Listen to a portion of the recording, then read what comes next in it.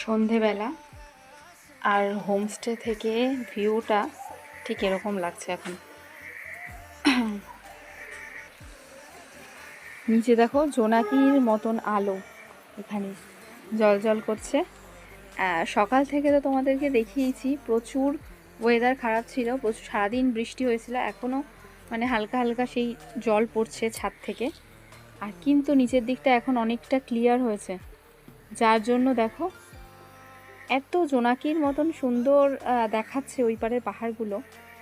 এইটা দেখতেই তো মানে এইটা দেখার জন্যই পাহাড়ে আসা আর কি।